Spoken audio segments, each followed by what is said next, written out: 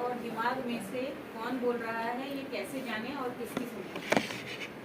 दिल और दिमाग में से कौन बोल रहा है, किसकी माने और किसकी सुने?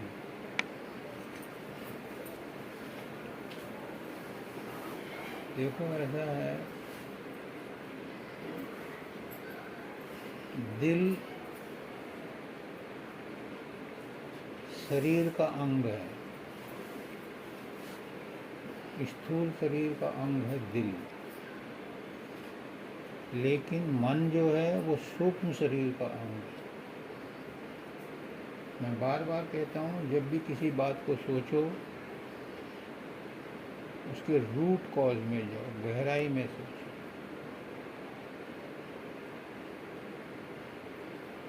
इसलिए संत क्या कहते हैं कि जो शरीर का अंग दिल है, यहाँ इधर बाएं तरफ, ये डॉक्टरों का है। डॉक्टर इसको हार्ट बोलते हैं। संत की भाषा में दिल ये नहीं है। संत की भाषा में दिल है ये आँखों के बीच में, ये जो छठा चक्र है इसके पास है दिल। यहाँ से अगर एक आंसू निकलता है आँख से और इससे टच होकर के आता है, आंसू गर्म क्यों होता है? क्योंकि वो यहाँ से निकल के आता है। आंसू खारी क्यों होता है? इसीलिए होता है कि उसमें सारे गर्द गुब्बार निकले भरे हुए होते हैं। ये तीसरे तिल के पास जो तीसरे छठा चक्र है, इससे के पास जो है वो दिल है संतों का। बाबा सामन सिंह जी कहते हैं कि ये दाहिनी आँख की तरफ झुका हुआ है तो दोनों आँखों के बीच में, लेकिन ज़्यादा नज़दीक दाहिनी आँख के पास है। ये है संतों का दिल। संत कहते हैं कि इस दिल से अगर संबंध स्थापित हो जाए तो फिर मन उछल कूद नहीं करता। अगर डॉक्टर के दिल से और मन को साथ जोड़ोगे तो तालमेल नहीं बैठता, फिर झगड़े बसात होते रहते हैं। मैं दिल की सुनूं कि मन की सुनूं, क्योंकि हम दिल मान बैठे हैं ये दिल नहीं है। ये दिल डॉक्टरों का है, मना नहीं करता, ये डॉक्टरों का दिल है। इसमें अगर कुछ होता है तो स्टंट डालते हैं, इसमें जो है ऑपरेशन करते हैं, सब कुछ करते हैं। इस दिल का नहीं करते। इस दिल का मुझे पता ही नहीं, वो ढूंढा। इसको कहते हैं पीनियल ग्लैंड। तो नाम तो है इसका, लेकिन इसको अनुभव जो संत होता है या जो अभ्यास करता है उसी को होता है। जब इसमें हरकत होती है तो मन चुप हो जाता है, मन शरारत करना बंद कर देता है, मन अपनी अकड़ छोड़ देता है। जो इस दिल की बात करते हैं। तो तुम्हारा प्रश्न था कि दिल और दिमाग में से किसकी बात सुने। अगर इस दिल और दिमाग की बात करोगे, दिल दिमाग तो ये है अंदर खोपड़ी में, और वो मन के साथ, मन के कंट्रोल में है। दिमाग क्या है? माइंड, और हिंदी में क्या कहते हैं? मन। तो मन जो है, माइंड जो है, वो सूक्ष्म मन का अंश है। डॉक्टर को मन भी नहीं मिलता ऑपरेशन करने के बाद, दिमाग भी नहीं दिखाई। दिमाग तो यहाँ कहते हैं खोपड़ी में, ये एक भूरा पोर्शन है, एक जो है सफ़ेद पोर्शन है। इसकी एक अगर वो हटा दी जाए, अमेरिका में था, वो बहुत शरारती था, बहुत अत्याचारी करता, जैसे ये यहाँ करते ना एनकाउंटर, तो वहाँ उन्होंने उसके नस, दिमाग की बाएं वाले की नस निकाल दी, तो वो ऑर्डनरी आने बन गया। वो एनकाउंटर नहीं करते, ये यही होता है। तो ये दिमाग जो है, इसको कोई नहीं जानता, मन को ही दिमाग मान रहे हो। दिल और दिमाग की जो बात कर रहे हो तुम, मन को ही दिमाग मान रहे हो। वो जो दिमाग है वो किसी के कंट्रोल में नहीं है, वो तो ऑटोमेटिक ऐसा है कि जैसे फेसबुक का सर्वर होता है, उसमें किसी का जोर नहीं चलता, उसकी जो प्रोसेस है अपने आप चलती रहती है। तो इस दिमाग का आपको तो पता भी नहीं है कि मैं दिमाग से सोच रही हूँ कि मन से सोच रही हूँ। आप तो दिल को दिमाग दिमाग मानते हो या मन को दिमाग मानते हो? दिल और दिमाग की जो बात है वो मन और दिल की बात कर रहे हो आप। उस दिमाग से तो आपका कोई संबंध है ही नहीं, क्योंकि वो दिमाग तुम्हारे समझने की चीज़ भी नहीं है। डॉक्टर भी नहीं समझ पाए कि दिमाग कैसे फंक्शन करता है। इंसान की खोपड़ी इतनी भारी है इस दिमाग की वजह से कि पूरे शरीर जो है उतना वजन नहीं होता। ग्रेविटी जिसको कहते हैं ना, घनत्व, इस इतनी खोपड़ी में इतना ज़्यादा वजन होता है कि ये सबसे पहले डूबती है और सबसे पहले ऊपर उठती है, क्योंकि इसके अंदर हर चीज़ ठोक ठोक करके भरी गई है। तो इसमें दिमाग होता है। उस दिमाग की बात नहीं कर रहे आप, उस दिमाग से तो सोच ही नहीं रहे आप जो सोच रहे हो दिल और दिमाग की बात कर, दिल और मन की बात कर रहे हो। उस दिमाग के बारे में तो साइंटिस्ट भी नहीं जानते कि क्या है, उसकी प्रक्रिया क्या है। और वो सोचता है कि ऑटोमेटिक काम करता है, ऑटोमेटिक करता है। उसमें सोचने की तुम्हारे लिए हमारे लिए ज़रूरत है नहीं कि वो उस दिमाग तक तुम पहुंच सको। मन तक पहुंचते हो। जो दिमाग कहते हैं ना, ब्रेन कहते हैं, वो ब्रेन जो है वो खोपड़ी में है, लेकिन वो असेसेबल है नहीं। मन असेसेबल है, मन तक पहुंच है। और मन को 4 पार्ट हैं मन के। मैं बोला, एक जागृत, एक स्वप्न, एक सुषुप्ति और एक सुपर कॉन्शियस। एक कॉन्शियस, एक सब कॉन्शियस, एक अनकॉन्शियस, एक सुपर कॉन्शियस। 4 मन के 4 पार्ट हैं। हम जो काम करते हैं, जिसे तुम कहते हैं ना कि मन की माने या उसकी माने, कौन से मन की बात करते हो तुम? जागृत वाले मन की बात करते हो। तो जागृत में जो मन है वो विषयों के आसक्त है, विषयों से जुड़ा हुआ है। जागृत में मन जो है विषयों से जुड़ा हुआ है, उसे विषयों का स्वाद अच्छा लगता है। और जो मैंने आज तरकीब बताई वो उसे नया स्वाद दिया गया है। बच्चे को जो छोटा होता है ना, अगर उसके हाथ में चाकू हो या कैंची हो या कोई और चीज़ हो या खतरनाक चीज़ हो या ऐसा खिलौना हो जो गिर कर टूटने वाला, मान लिया उन्हें मोबाइल उठा लिया, छोटा बच्चा 5-6 महीने, तो क्या करते हैं, उसे मिठाई देते हैं या कोई और चीज़ देते हैं ताकि उसका ध्यान उधर बढ़ जाए और वो उसे छोड़ दे।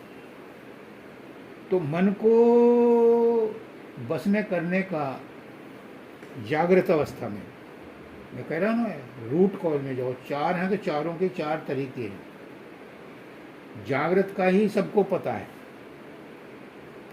तो जागृत में मन को वश में करने के लिए जो मन सोच रहा है उसके लिए अनेक तरीके हैं। उसका अटेंशन डाइवर्ट करने के लिए, एक मैंने बताया ना, उसको कोई अच्छी चीज़ दे दो तो वो दूसरी वाली चीज़ से ध्यान हट जाएगा उसका। अभी वो गंदे विचारों में है, उसे राम नाम दे दो, गुरु का नाम दे दो, शिव की मूर्ति का दे दो, किसी भी मूर्ति का दे दो, वो उधर लग जाएगा तो ये इधर भूल जाएगा। जागृत में इसीलिए सुमरन ध्यान कराया जाता है। और सुमरन के साथ अगर आपने रूप नहीं बनाया तो उस सुमरन का भी कोई फायदा नहीं, क्योंकि मन की आदत है।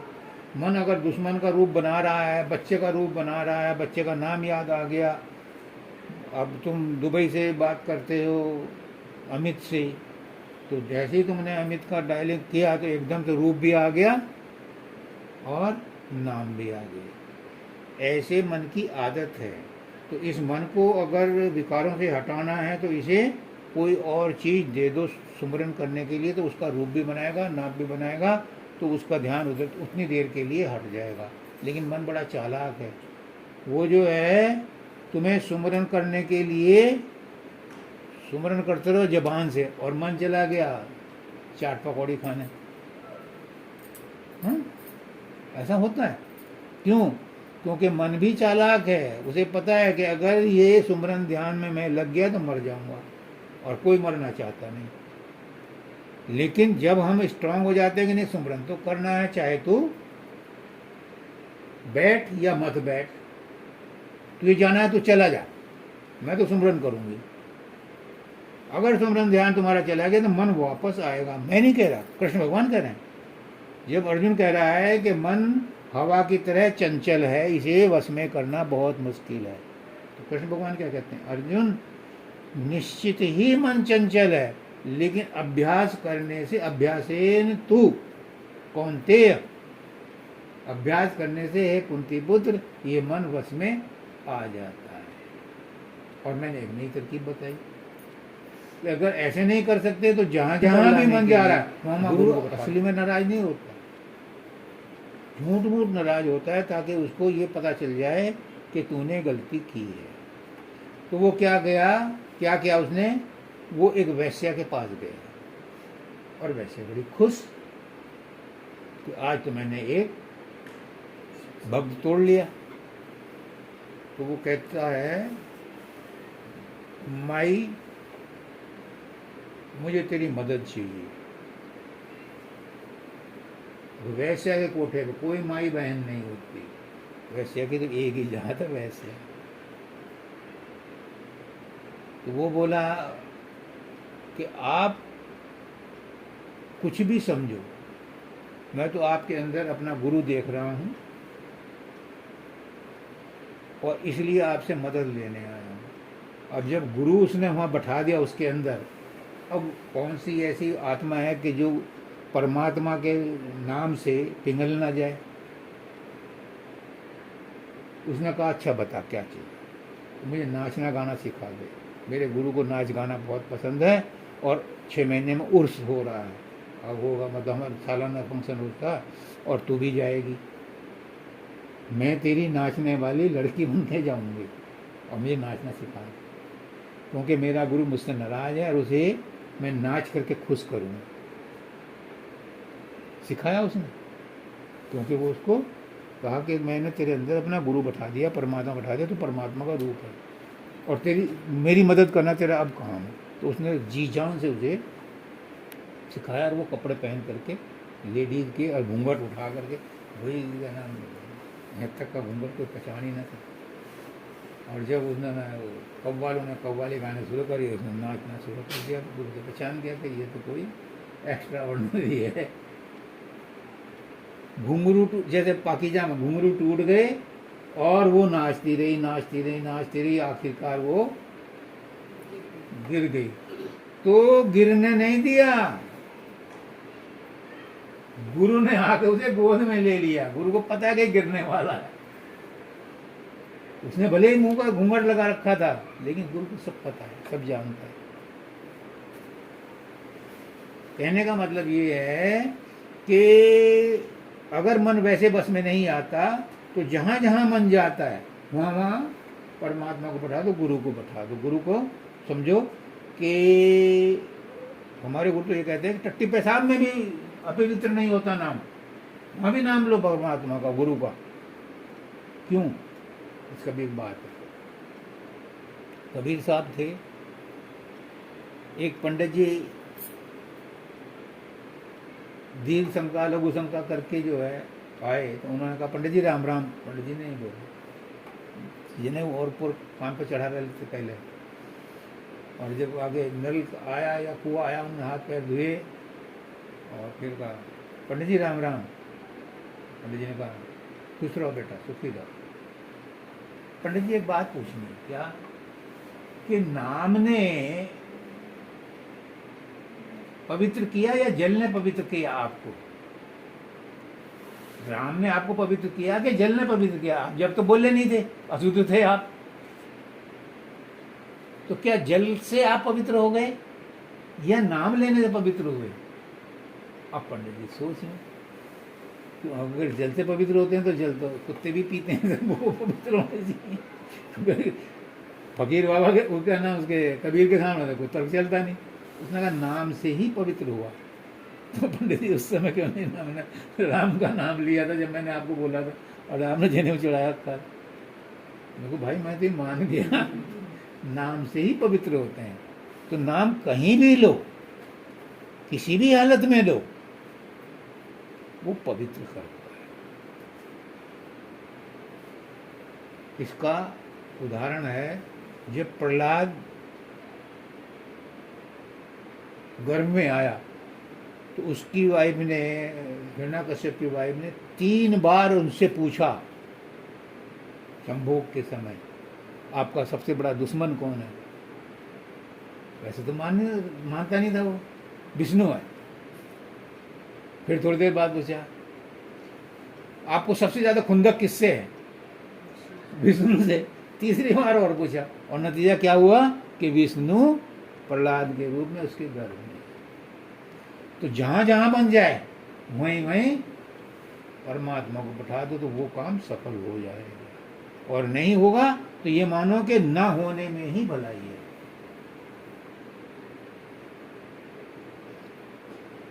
मन को पकड़ के नहीं बैठा सकते। मन जहां जा रहा है जाने दो।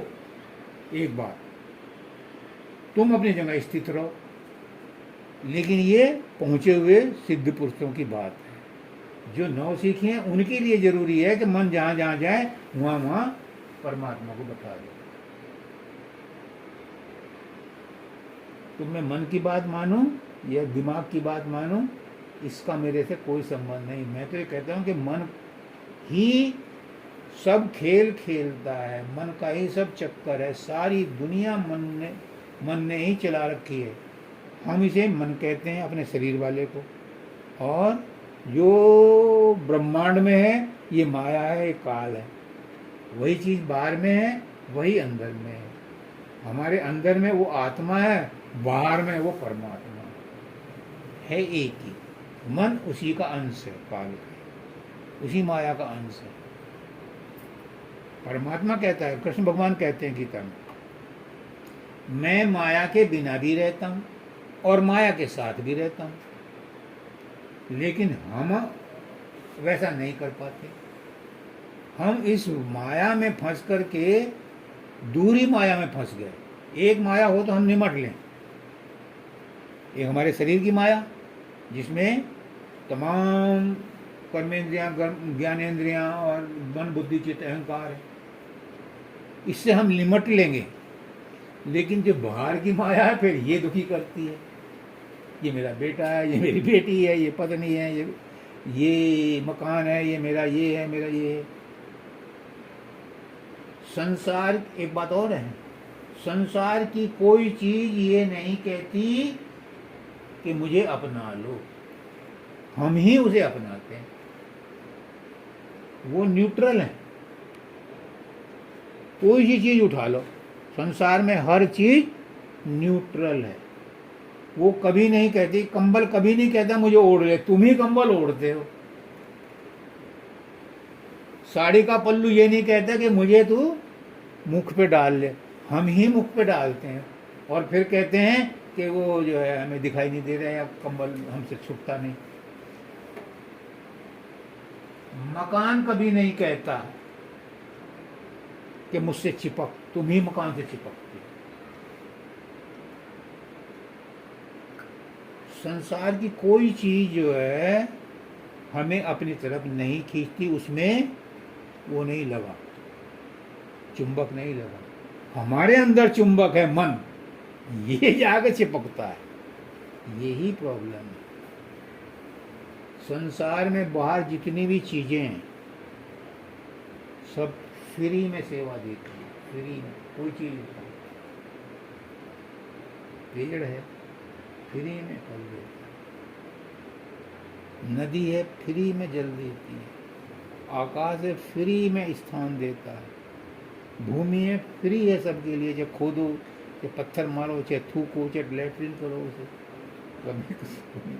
हवा है तुम्हारी गंदगी को साफ करती रहती है, फ्री फंड में हवा मिल रही है। आप एक सेठ जी थे, कोरोना में उनको ऑक्सीजन की प्रॉब्लम हो गई, वो हॉस्पिटल में भर्ती हुए, तो उनको जो है 8 लाख का बिल आया। तो वो देख करके बड़े परेशान। तो डॉक्टर ने कहा, सेठ जी क्या बात हो गई? तो वो कहने लगे, ज़्यादा है क्या बिल?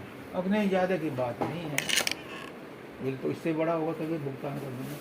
मैं ये सोच रहा हूँ 80 साल हो गए मुझे ऑक्सीजन फ्री में मिल रही थी, आज तक मैंने कदर नहीं करी।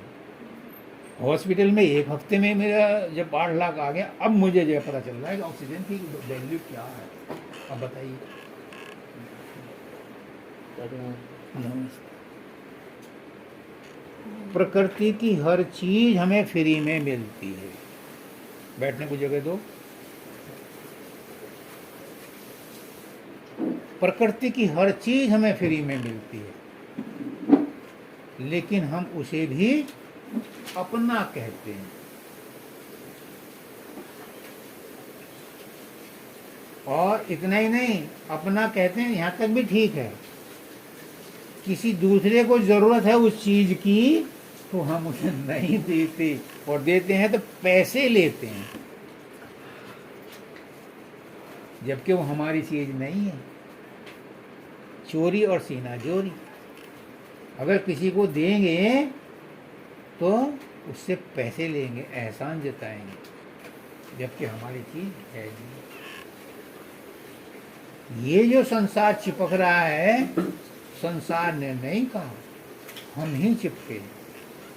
और जो चिपकता है उसे छोड़ना भी आता है, लेकिन हमने लल्ला पढ़ा है, गद्दा नहीं पढ़ा। हमने लेना पढ़ा है, देना नहीं सीखा। जिस दिन हमें देने की आदत आ गई, ब्रह्मा जी के पास देवता गए,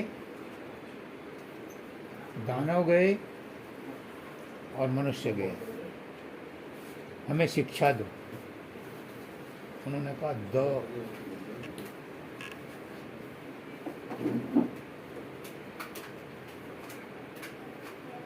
दानवों ने कहा दमन करो, देवता ने कहा दया करो, और मनुष्य ने कहा दान दो। एक ही शब्द के 3 मीनिंग। हमने उसे भुला दिया। हम लेना जानते हैं, देना नहीं जानते। जिस दिन देना शुरू कर दिया, प्रकृति की नकल कर लो, वो सब फ्री में देते हैं। तुम फ्री में सेवा करना शुरू करो, मन की प्रॉब्लम दूर हो जाएगी। और तुम कोई ट्रैंक्विलाइजर खाते रहो, नींद की गोली खाते रहो, असरदार नहीं होगी।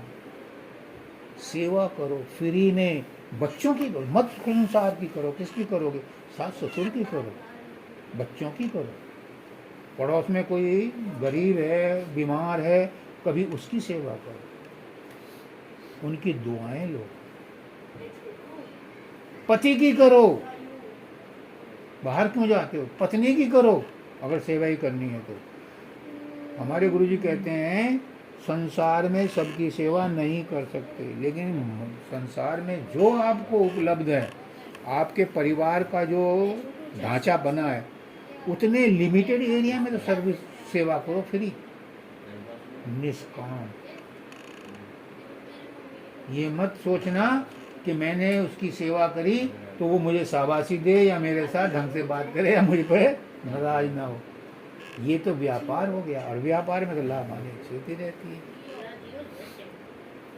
निष्काम सेवा, अपनी तरफ से निष्काम सेवा करो, उसका रिटर्न मत चाहो। अगर रिटर्न चाहा तो फिर कोई गारंटी नहीं है कि आपके प्रयास से आपको सफलता मिलेगी। संसार नहीं छोड़ना, संसार का हर काम करना है, सब कुछ करना है। Everything which ever is available to you, do it sincerely, with full faith, with full energy। लेकिन किसी चीज से चिपक नहीं, सब कुछ करो, कोई रोक टोक नहीं। किसी को सन्यासी बनने की जरूरत नहीं, किसी को अलग से जो है जब तक करने की जरूरत नहीं। क्या दो? परमात्मा कहता है पत्रम पुष्पम फलम तोयम, कुछ भी अर्पण कर दो। और मैं क्या कहता हूँ? सर्वे भवन्तु सुखिनः, सर्वे सन्तु निरामया, सर्वे भद्राणि पश्यन्तु मां कश्चित् दुर्भाग् भवेत्। अगर अपने मन को साफ करना है, मन से निगेटिविटी हटानी है, मन में शांति लानी है, चैन की नींद सोना है, तो सबके कल्याण के लिए जपना शुरू कर दो। हे परमात्मा सबको सद्बुद्धि दे, हे परमात्मा सबका भला कर, हे परमात्मा सबको सब कुछ दो। तुम सबको सब कुछ नहीं दे सकते, मन से संकल्प तो करो। पंडित जी क्या करते हैं? संकल्प दो, आपसे दक्षिणा ली, संकल्प दो। क्यों करवाते हैं संकल्प? ताकि आपके मन में ये टच हो जाए कि मैंने ऐसा किया। तो आप संकल्प से करो, अपने मन से करो कि हे मालिक सबका भला कर। देखिए दुखी आदमी है, इसको अगर तुम्हारे पास पैसे नहीं है, हे मालिक, जो कोई मुझसे मांगने आता है मैं हाथ जोड़ लेता हूँ, हे मालिक इसको भला कर। अगर कोई भिखारी मांगने आ जाए और तुम्हारे पास है तो उसे मना मत करना। ये गोल्डन अपॉर्चुनिटी है। मैंने बताया था उस दिन 80 साल से मैं उसे रोटी दे रहा हूँ और तूने एक दिन उसे रोटी नहीं दी। भंडारा लगाया था नाम कमाने के लिए। परमात्मा तो उसे रोटी दे देगा कहीं ना कहीं से जरूर, लेकिन तुम्हें जो एक अपॉर्चुनिटी मिली थी सेवा करने की, उससे तुम चूक गए। एक दिन मैं जा रहा था ऑफिस, पैदल चलने की कुछ ज़्यादा ही वो है मुझे। मेरे बराबर में एक आदमी निकला, 10 रुपए दे दो। पता नहीं कौन है क्या। मैंने पीछे मुड़ के देखा तो वो खड़ा हो गया। अरे मैंने इसने मांगे, मैंने कहा डायरेक्ट नहीं मांगे उसने। अच्छा सूटेड बूटेड था, कुछ प्रॉब्लम थी उसे। ये आपके लिए गोल्डन अपॉर्चुनिटी है कि अगर किसी ने मांगा है तो उसे दे दो अगर आपके पास है, और नहीं है तो परमात्मा से प्रार्थना करो, परमात्मा इसका भला।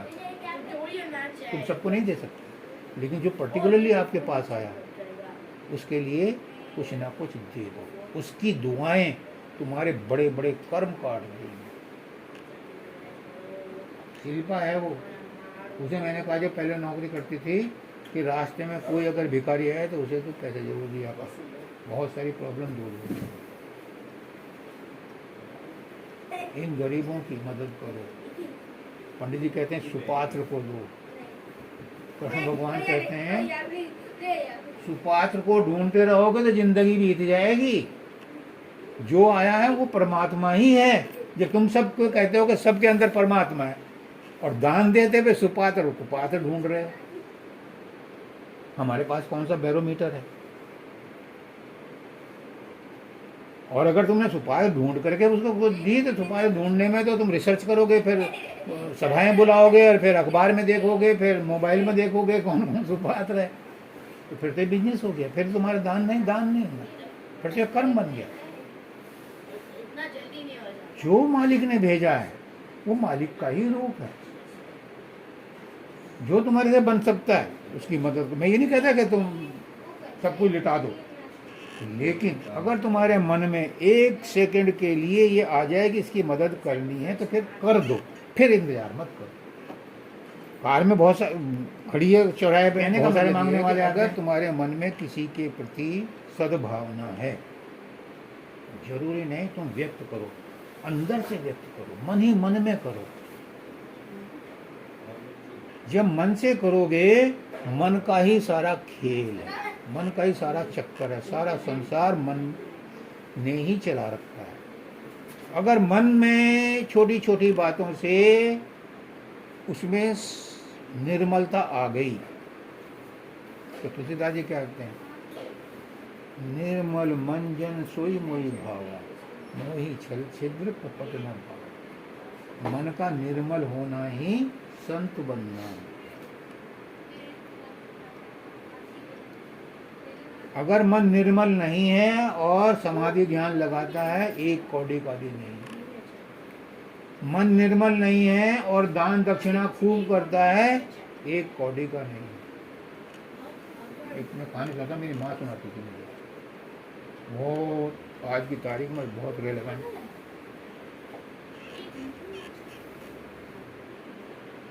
एक पंडित जी थे, वो झोली उठाते और 5 घर मांगते थे, और उनका एक ही वचन था,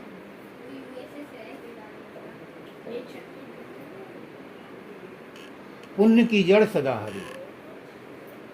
जिसने भिक्षा देनी दे दो, नहीं देनी मत दो। एक ने दी, 2 ने दी, 5 घर मांगते थे। एक राजा का वजीर था,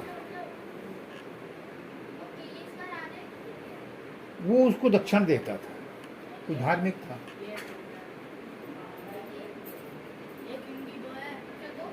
मुद्दत हो गई।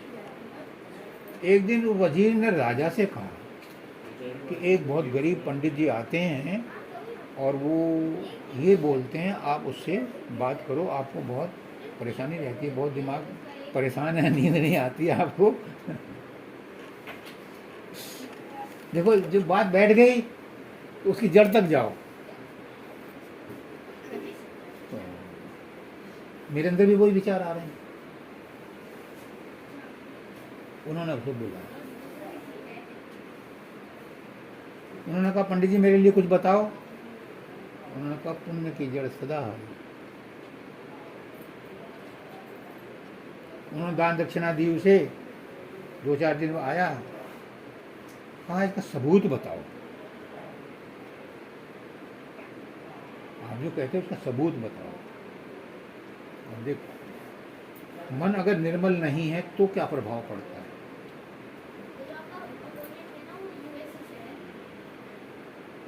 उसने कहा कि आप अपना महल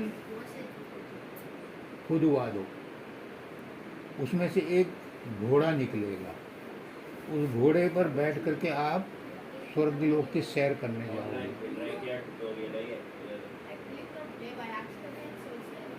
अब राजा ने पहले सोचा कि ये तो वैसी फकीर बावला है, मेरा मकान भी धुलवा देगा, महल को।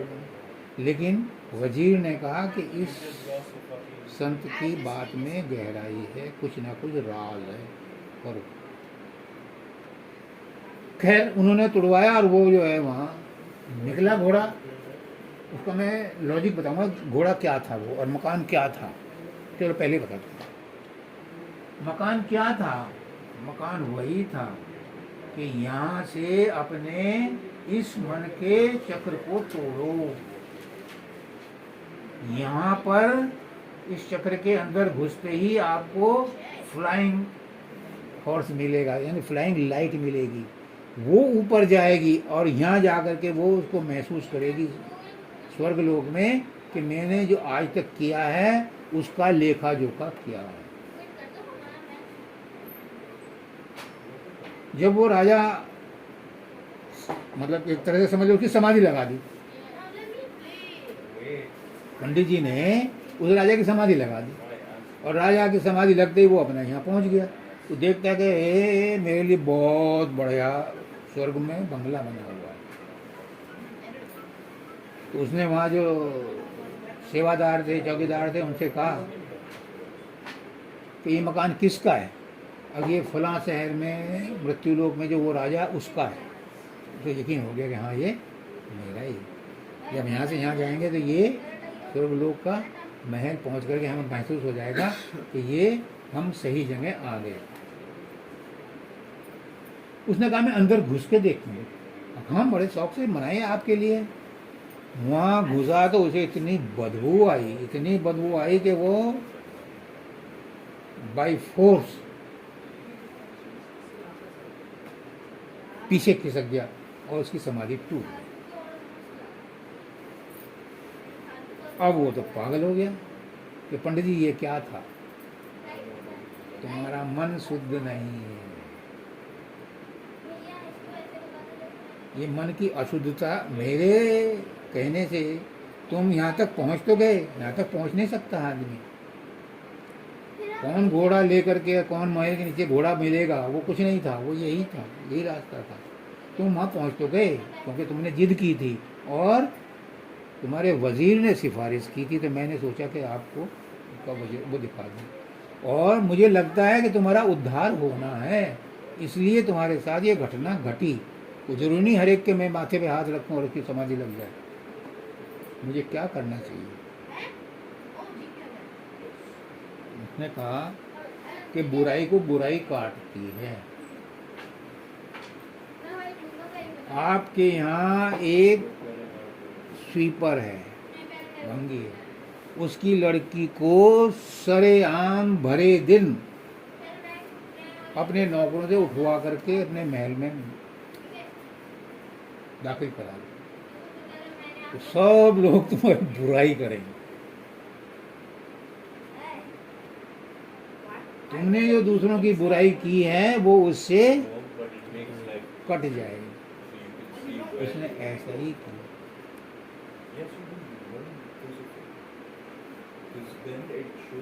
और साथ में बताया कि उसके लिए किसी दूसरे शहर में अच्छा सा वर देख करके उसकी शादी के लिए प्रबंध कर लो। उन्होंने देखा। जब 6 महीने बाद वो वहाँ पहुँचा तो उसने कहा कि मुझे जो है उसका दिखाओ क्या हुआ। फिर उन्होंने उसकी समाधि लगाई तो देखा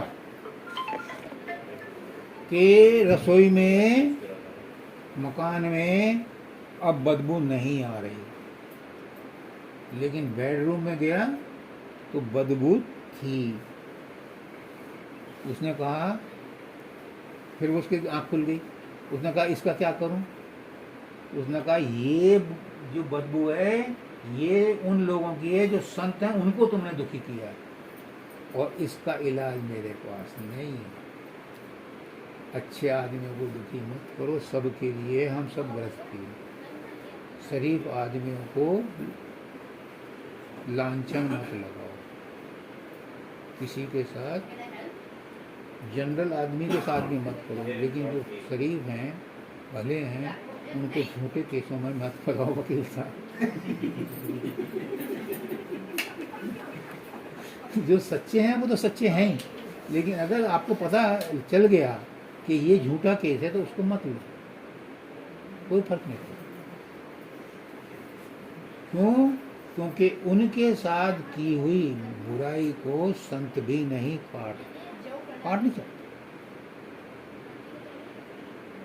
मुई सांस की सांस तो सार भसम।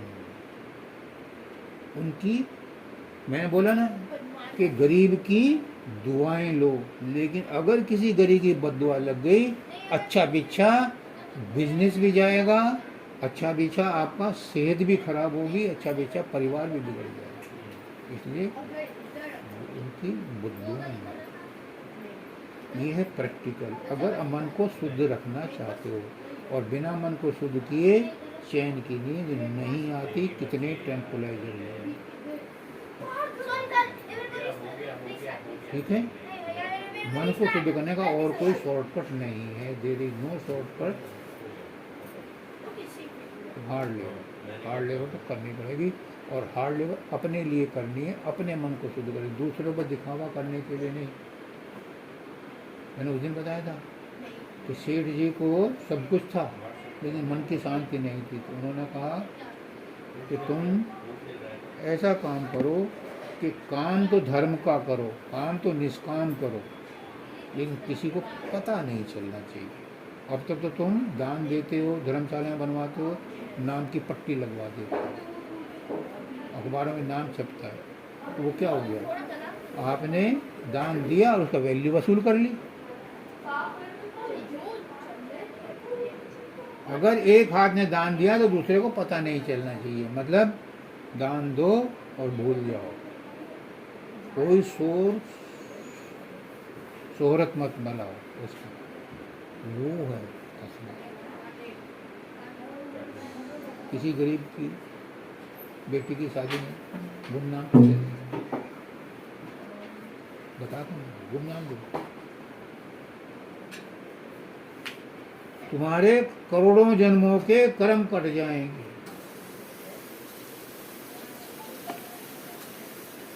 कर्मों से कर्म नहीं कटते।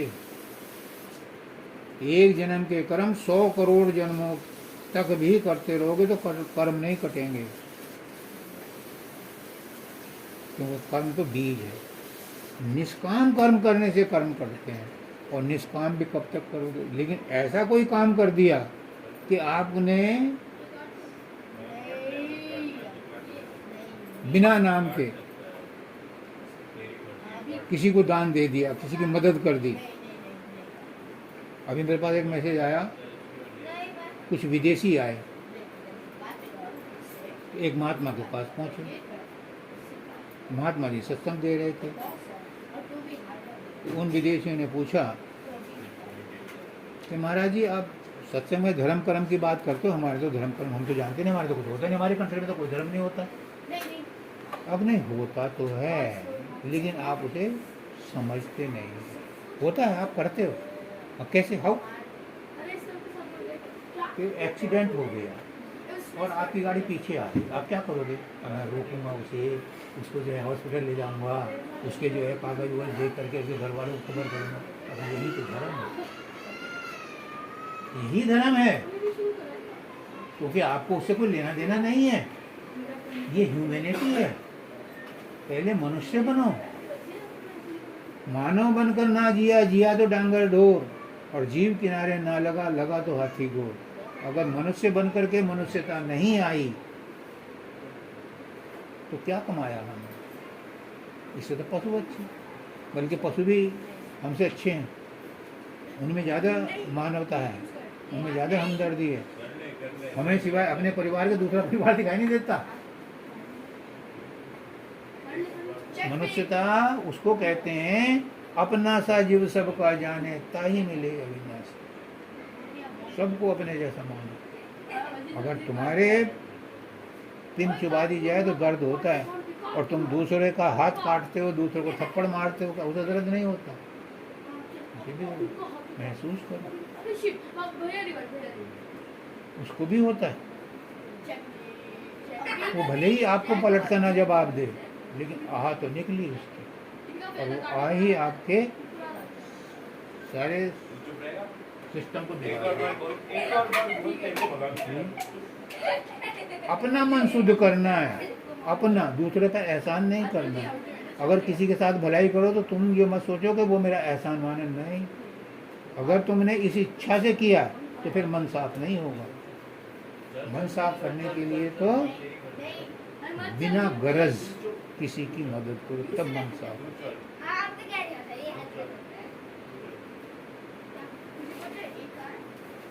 क्या कुंडली में जो नक्षत्र होते हैं वो हम पर प्रभाव डालते हैं? क्या कुंडली में जो नक्षत्र होते हैं वो हम पर प्रभाव डालते हैं?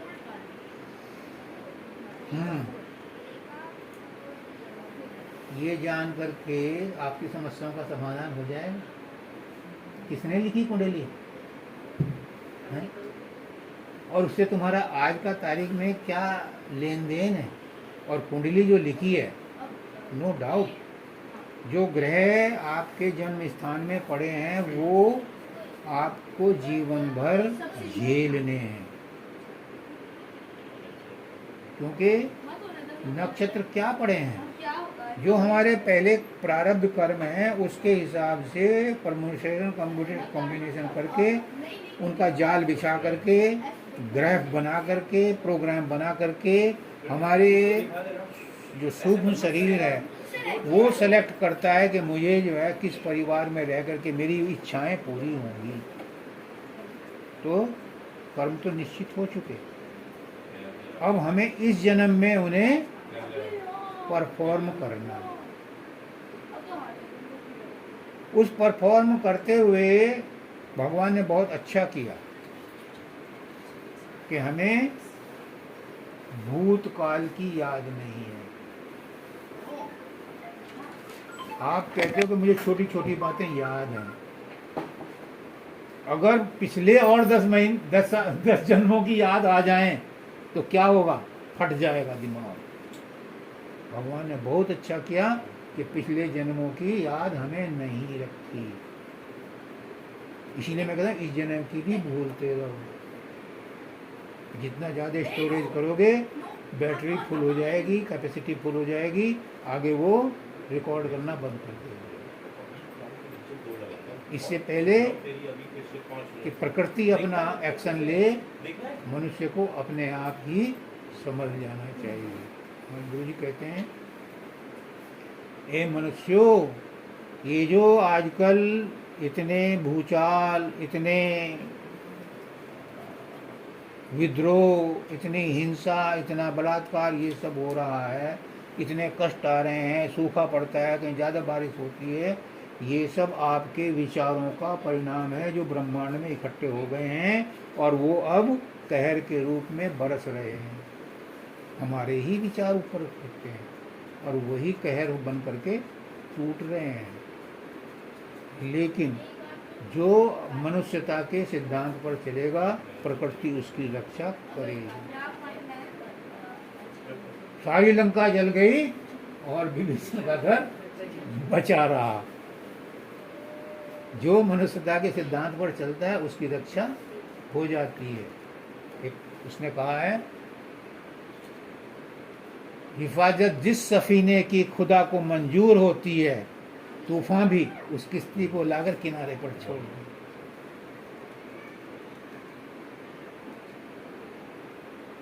ये नामुमकिन नहीं है।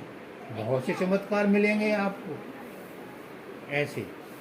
मैं तो सिर्फ इंडिकेट कर रहा हूँ कि अपने मन को शुद्ध रखो, मानवता के असूलों पर चलो, जियो और जीने दो। बड़ा अच्छा सिद्धांत है जैनियों का,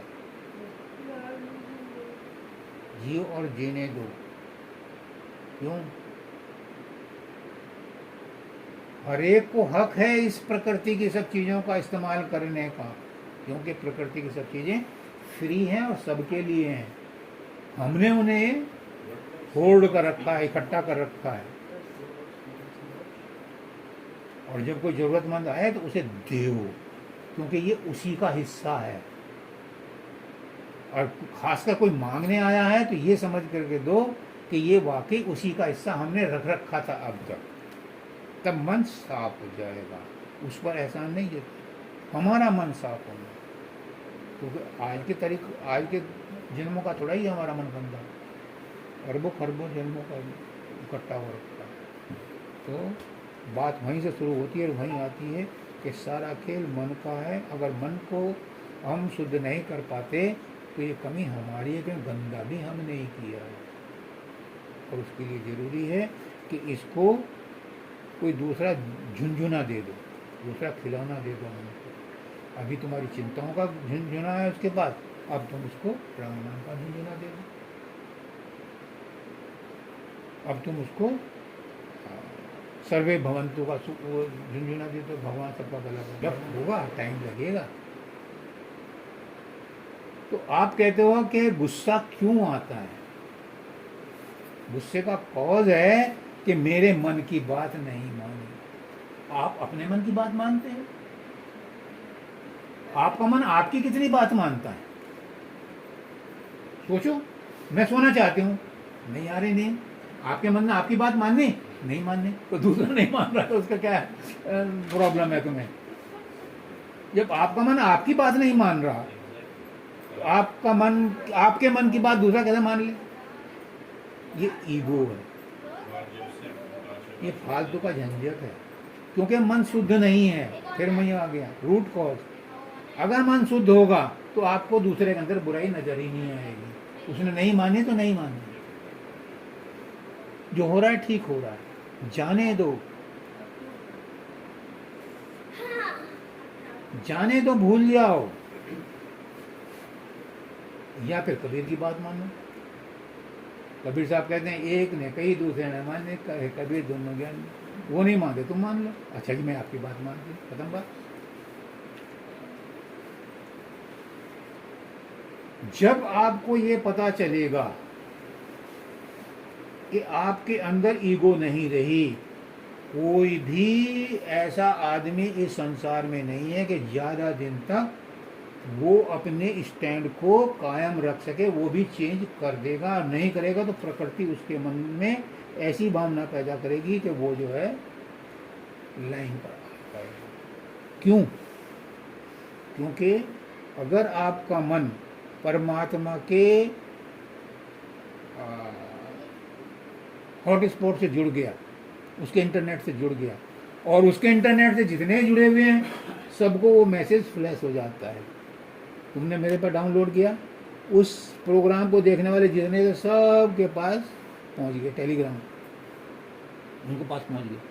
ऐसे ही अगर आपका मन शुद्ध है और आप परमात्मा से प्रार्थना करते हैं तो जिसके प्रति भी आप शिकायत करते हैं उसे शिकायत का मौका नहीं होगा, क्योंकि कंट्रोलर तो सबका एक ही है। आजमा के देखो। बाबा फकीर कहते हैं कि मैं इच्छा भी नहीं करता, इनडायरेक्टली मुझे ऐसा लगता है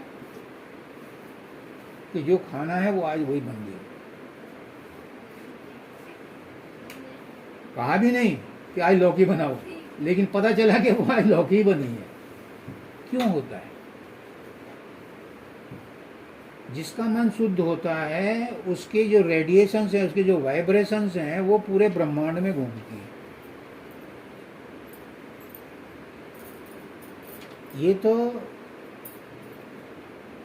फैक्ट है कि शक्करखोरों को शक्करखोरे, टक्करखोरों को टक्करखोरे हर जगह मिल जाते हैं। क्यों मिल जाते हैं? क्योंकि उनकी वाइब्रेशंस ही ऐसी होती हैं, वो एक दूसरे को कैच कर लेती हैं।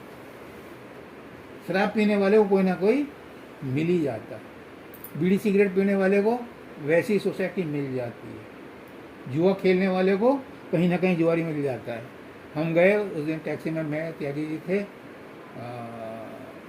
दिल्ली में किसी जगह थी, वो आउटस्कर्ट में थे। तो हमने कहा उसे ड्राइवर से कि भाई तो खाना वाना खा ले, हम तो 3 बजे करीब चलेंगे। इतनी देर में पता चला कि बोले जुआरी के अड्डे पर पहुँच गया और 500-700 रुपये हार गया, और रास्ते में बताने लगा।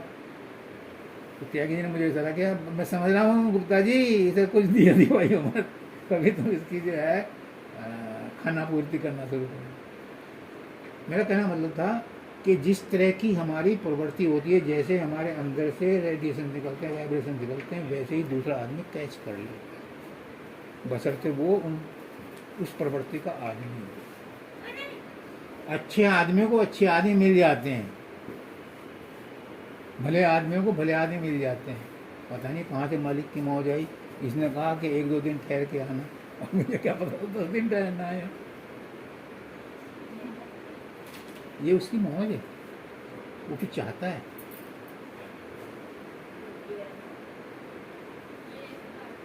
उस पर विश्वास करो, आस करो, विश्वास करो। क्यों?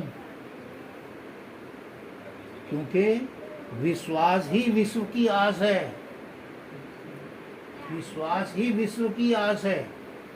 जिसको विश्वास है उसी को फल मिलता है। आधे अधूरे मन से, हमारे पिताजी कई दफा कह देते थे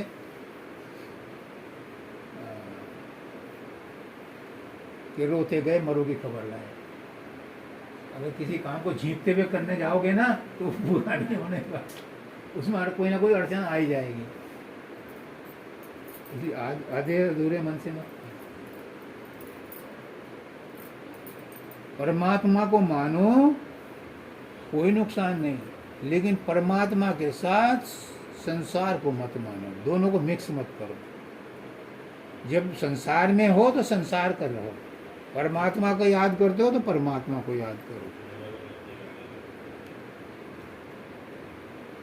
जब सुमरन ध्यान करते हो, माला जपते हो, तो उस समय मन से कहो कि देख 24 घंटे तो तेरी बात मानता हूँ, अब 10 मिनट के लिए ठहर जा, मैं तेरा खुश कर दूँ। वो नहीं मानेगा, इसलिए उसको सुमरन दिया जाता है और उसी का रूप बनाया जाता है, ताकि वो उस चीज़ को भूल करके इधर रास्ते पे आए। और ये प्रैक्टिस से होता है, और प्रैक्टिस मेक्स मैन परफेक्ट। हाँ, एक चीज और, जैसे अभी आपने कहा पैसे की, कोई गरीब है किसी को 2 पैसे, तो क्या ऐसा हो सकता है कि भाई हम किसी को दे रहे हैं पैसे अपनी उससे, और उसने वो पैसे जो हैं गंदे कामों में यूज कर लिए, तो जो उसका कर्म है वो हमारे कर्म को इफेक्ट करे? देखो इसमें दो बातें हैं।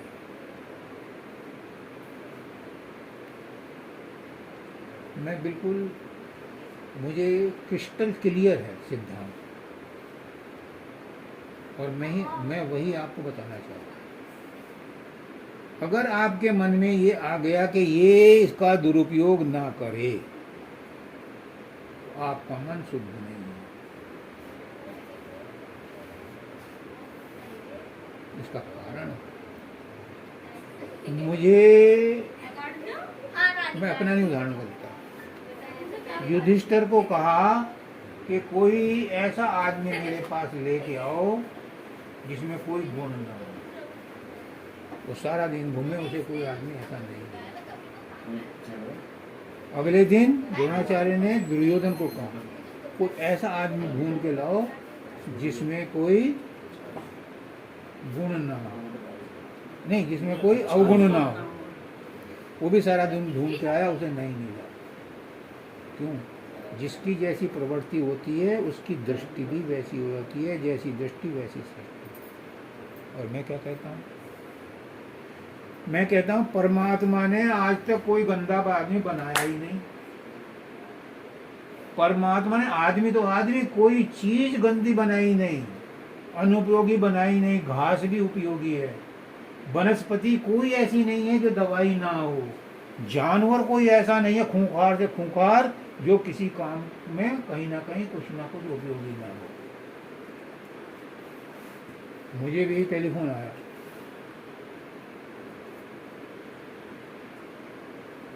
कि वो ऐसा कहता है, वो वैसा कहता है, वो सत्संग में ये बोलते हैं, वो सत्संग में वो बोलते हैं। मैंने सुनता रहा। मैंने कहा आपने जिसके बारे में कहा, मुझे किसी ने जज नहीं बनाया कि मैं किसी के बारे में फैसला लूँ। आपको बनाया, आप करो। इन चीज़ों का मेरे ऊपर मत थोपो। मुझे नहीं है ज़रूरत परचेज करने की, फ्री फंड में भी नहीं लेता। भगवान बुद्ध कहीं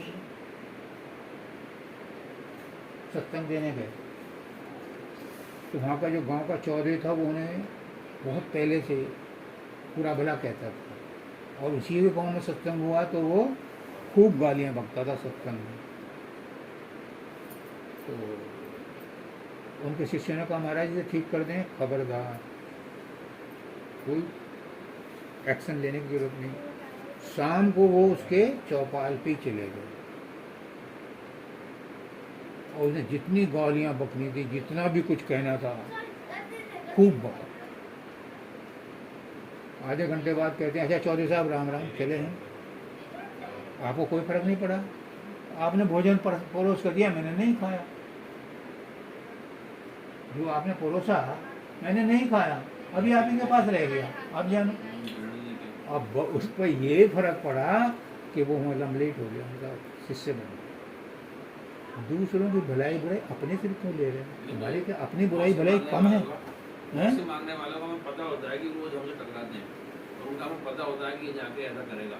नहीं तो मत दो ना। फिर अगर तुम्हें पता है कि शराबी है, ये जाकर शराब पिएगा तो मत दो।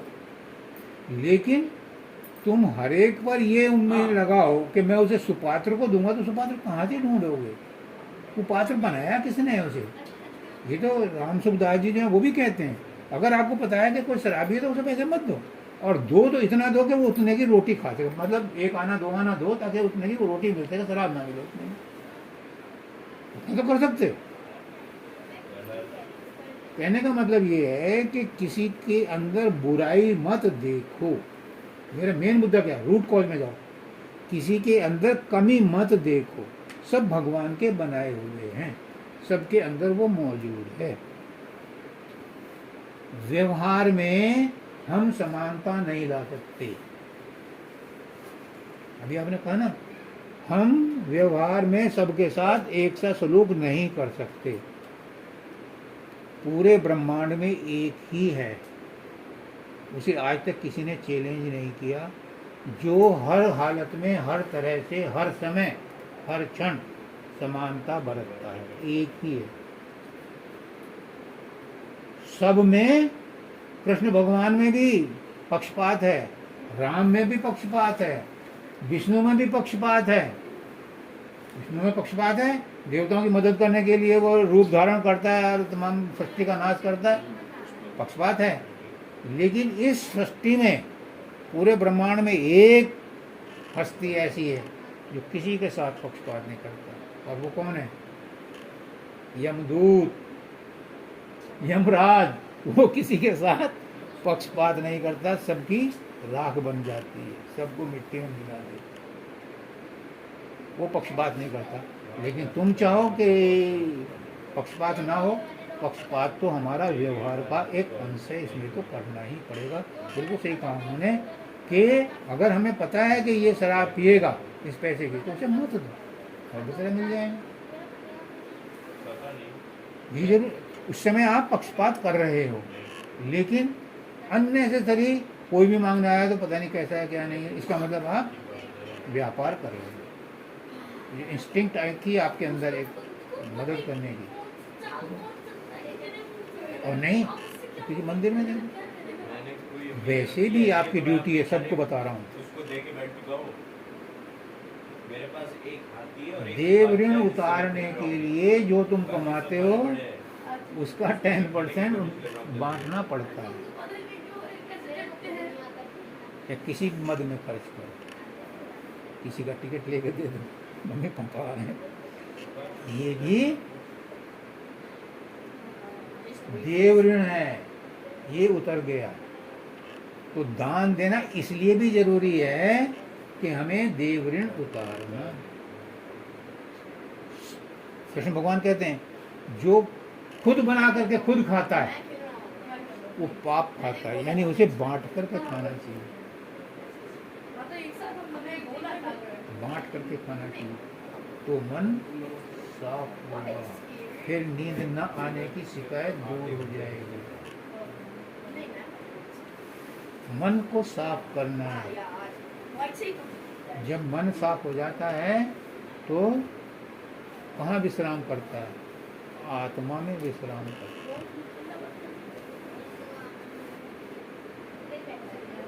है। बट अपने परिवार के ऊपर खर्च किया हुआ भी देव ऋण में आता है, मतलब जैसे मम्मी पापा, आपने बोला मम्मी पापा, वो तो पितृऋण हो गया। भाइयों बहनों के लिए जो भी करोगे या औरों के लिए करोगे तो वो देव ऋण में आ गया। और सबसे बड़ा देवता तो 33 करोड़ देवता तो हमारे शरीर में बैठे हैं। 33 देवता बैठे हैं, उनका ऋण उतारो कैसे? ब्यूटी पार्लर खर्चा हैं? ब्यूटी पार्लर खर्चा बढ़ा रही है 33 ऋण, बोले हर महीने जाऊंगी। ऐसा है, बात भूल गया। मतलब दान जरूरी है, हैं? दान जरूरी है। दान जरूरी है, क्योंकि जो आपने कमाया है सब आपका हिस्सा नहीं है।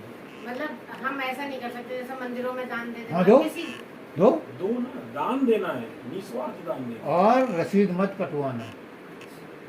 मैंने इसको बोलता हूँ कि जो भी मुझे को पैसा देके जाता है ना, कि तुम बॉक्स में डाल देना। ये पता नहीं कैसे डालता है, मुझे नहीं पता। वहाँ बॉक्स रखा मैंने, उसमें डाल के आना। रसीद नहीं, रसीद करा ली तो आपने नाम कमा लिया, नाम कमा लिया तो पैसा वसूल यही हो गया, फिर तो वो कर्म बन गया। मतलब हम किसी जरूरतमंद को दे वो भी दान नहीं आता। हाँ, वो भी दान ही, उससे बड़ा दान तो है नहीं। उससे बड़ा दान ही कोई नहीं। कोई बीमार है उसे दवाई दिलवा दो, और नहीं तो दुआएं अपने मन से निकालो, ये भी दान है, ये सबसे बड़ा दान है। अभी सऊदी में पापा को लेके मुरादाबाद गया था, तो वहाँ पे अल्ट्रासाउंड करवाने, सीटी स्कैन करवाने गया था। तो मेरे ख्याल में 7,000 रुपये की थी सीटी स्कैन। तो एक हस्बैंड वाइफ आए थे, मतलब पैसे लग रहे थे, गरीब थी। तो कल तो हस्बैंड आया कि कुछ कम कर लो मैडम रिसेप्शन पे, कम नहीं कर सकते, फीस लगेगी लगेगी। मतलब वो मेरे ख्याल में 6,000 के आसपास दे रहा था। वो गया वाइफ के पास, फिर थोड़े से लेके आया कि कुछ तो कम कर लो। एक बार तो मैं सोच रहा था, मैंने कहा भी जो इनको है ज़रूरत वो मैं कर देता हूँ, लेकिन थोड़ी देर बाद गया वो फिर पूरे ला के दे दिए। तो ऐसे कि क्या है, मतलब करनी चाहिए थी भाई उस समय कर दो ना अपनी स्वार्थ भाव से। तुम्हें किसी ने कहा उसे देख के आने को? नहीं, ये भी मैं बताता हूँ, जो तूने बोला ना सेम यही मेरे साथ हुआ था जब मैं चाचा का वो कराने ताई का कराने गया। मेरे से आगे ये खड़ा था, वो लड़ रहा था मेरे पे इतने पैसे कम है भाई कर दो। वहाँ की है ताई का नहीं, वहाँ मम्मी को दिख, सुन ले सुन तो ले। मम्मी को दिखाया जब गया था मेट्रो हॉस्पिटल, वो एक बूढ़ा सा खड़ा था, माता जी खड़ी थी कि मेरे को घर जाना पड़ेगा, पैसे लाने पड़ेंगे, तो आप मेरा 100 रुपये कम में कर दो। वो नहीं कर रहा था। मैंने उसको इशारे से बोला, मैंने कहा 100 रुपये मैं दे दूँगा तो कर दे। मैंने कहा आंटी जी ये करने को तैयार होगा 100 रुपये कम में। कदम कहा मेरी फीस के सामने 100 रुपये दिए, उस पर थे या नहीं थे, तो तुझे क्या करना है यार?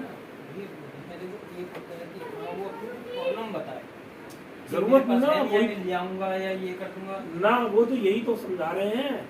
नहीं। एक बार मैंने देखा वो ले आया वहाँ से 400 रुपये और इतने में कर दो। फिर वही घूम फिर के बाद यार तेरे मन पापा ने क्या समझाया कि मन में तेरी भावना आई तो करके खत्म कर दो बस। मतलब एक बार अगर मन बोल दे तो कर दो, कर दो, यही चीज है ना। मेन मन के अंदर से मेरे आई कि यार चाहे इसको वो 100 रुपये गलत हो सही हो। अब सुनो,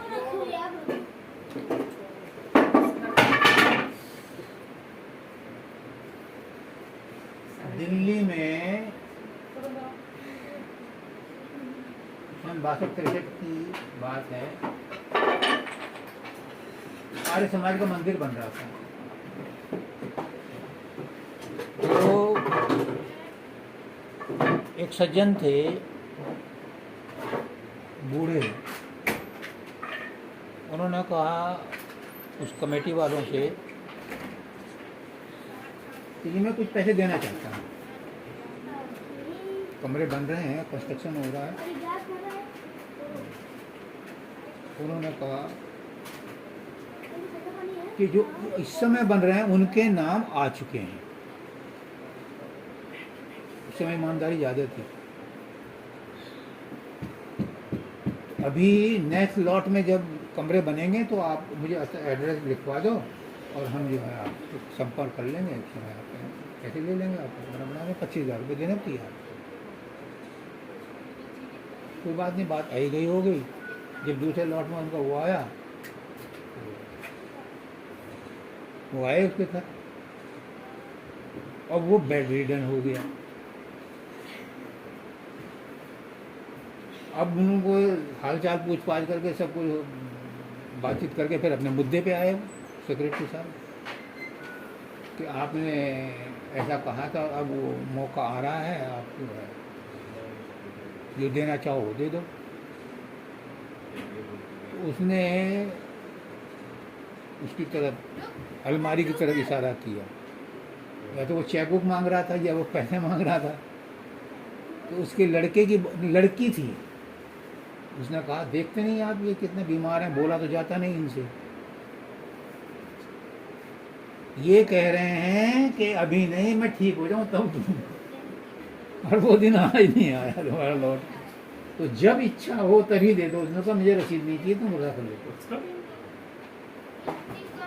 क्योंकि ये जो अंदर से इंस्टिंक्ट उठी है, ये परमात्मा की देती है। हम उसे अपने ख्यालों में, अपने मन से तोड़ मरोड़ करके उसका मीनिंग डिफरेंट, अपनी डिक्शनरी खोल कर मीनिंग डिफरेंट बता लिया। मैं उस दिन कुर्ता देने को तैयार था, लेकिन मन ने फिर चाल चली, फिर मैंने पहना नहीं। वो मैं होटल में छोड़ आया, किसी के काम आ गया, मैं छोड़ा है उसको, पहना नहीं पहना।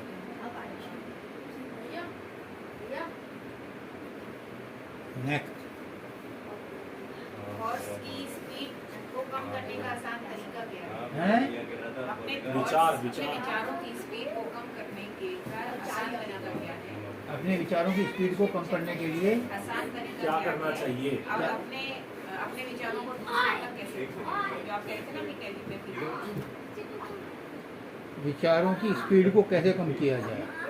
तो वैसे आपने एक तरह से बता दिया कि जहाँ पर आपका मन कहीं और लेके जाए तो अपने गुरु को आपको वहाँ पर दूसरी जगह बिठा लो।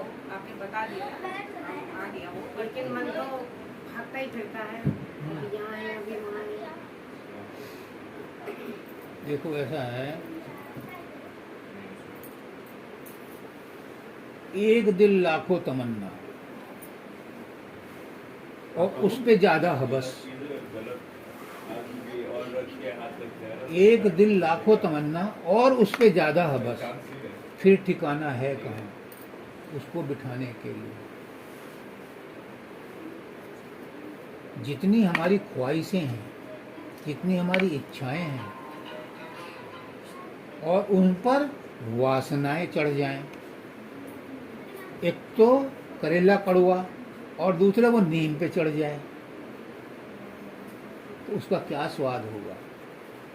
एक तो बंदर, उसे शराब पिला दो और बिच्छू उसे काट ले, तो वो क्या रिएक्ट करेगा। वही काम हम मन के साथ करें,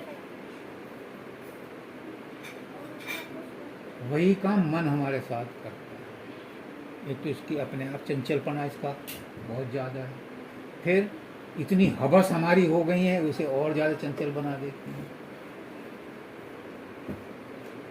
फिर चस्का जो पुराना इसको लगा हुआ है, किसी को बीड़ी सिगरेट का चस्का, किसी को किसी चीज़ का चस्का है, तो इसको अपने स्वादों का चस्का है, ये उनमें उलझा हुआ है।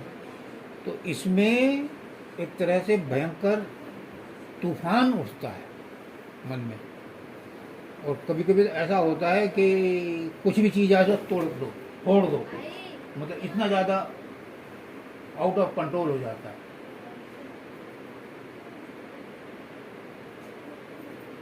इसका तरीका है रूट कॉज में जाओ कि क्यों ऐसा है।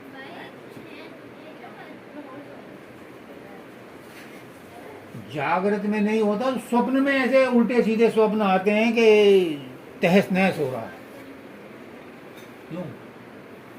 क्योंकि पुराने जन्मों की कुछ अतृप्त इच्छाएं ऐसी रह गई हैं, उनको इसी तरह से पूरा करना पड़ता है। तरकीब संत क्या कहते हैं, गुरु क्या कहते हैं? फॉरगेट। कितना भी उसने नाच नचाया, उसके बाद पानी पी लो। फॉरगेट।